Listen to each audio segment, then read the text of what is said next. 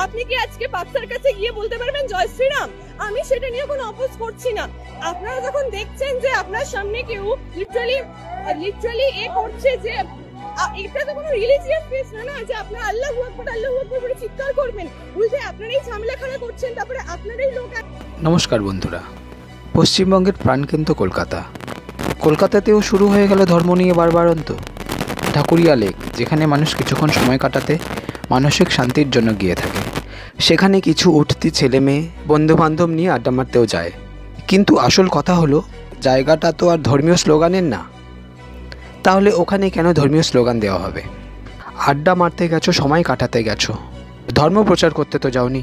তাহলে এই আচরণ কেন? এই সময় একটা বিশেষ ধর্মের বারবারান্ত দেখা যাচ্ছে। এদের দেখে বাকিরাও যদি একই কাজ করতে থাকে, তাহলে রাজ্যে তো ধর্মযুদ্ধ লেগে যাবে। প্রশাসনের উচিত সক্রিয় ভূমিকা পালন করা। ধর্মীয় স্লোগানবাজির জন্য নির্দিষ্ট জায়গা রয়েছে। মানুষের অসুবিধা সৃষ্টি করে, মানুষকে বিরক্ত করে ধর্মীয় আচার আচরণ করা কোনো মতেই উচিত নয় বা মেনে নেওয়া যায় না। আমরা কিছুক্ষণ আগে 5:30 নাগাদ ঢাকুরিয়া লেকে এসেছিলাম, ঠিক আছে। তারপরে আসার পরে সবকিছু নর্মালি ছিল।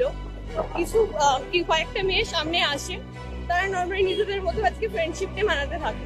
কিন্তু আমরা যখন বেরিয়ে যাচ্ছি, তারপরে যখন আমরা ব্যাক করে আসি, এসে তাদের সামনে বসি, তারা কন্টিনিউয়াসলি আল্লাহু আকবার বলতে থাকে। তো আমাদের মধ্যে একজন তার প্রোটেস্ট করে, এবং সে শুধু বলতে থাকে না, সে একজন হিন্দু মেয়েকে দিয়ে জোর করে বলাতে থাকে। এবং আমাদের মধ্যে একজন তার প্রোটেস্ট করে এবং শুধু নর্মাল ভাষাতে বলে যে তোমরা এটা কেন করছো? এটা কি কোনো রিলিজিয়াস প্লেস যে তোমরা এখানে এসে এরকম আল্লাহু আকবার বলে চিৎকার করছো?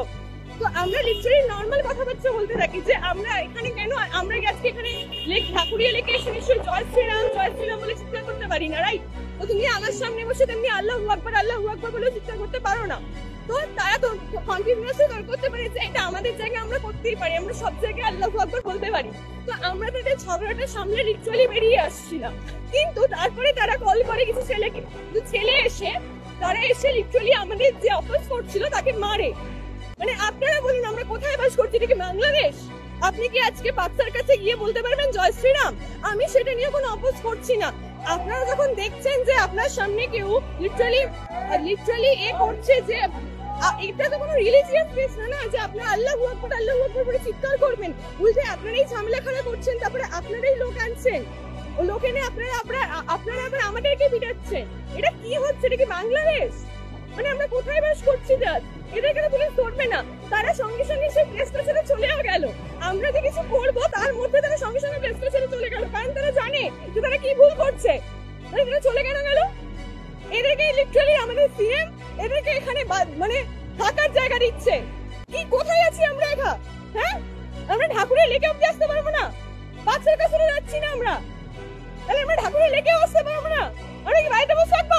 মেয়েটির প্রশ্নের উত্তর প্রশাসনকেই দিতে হবে।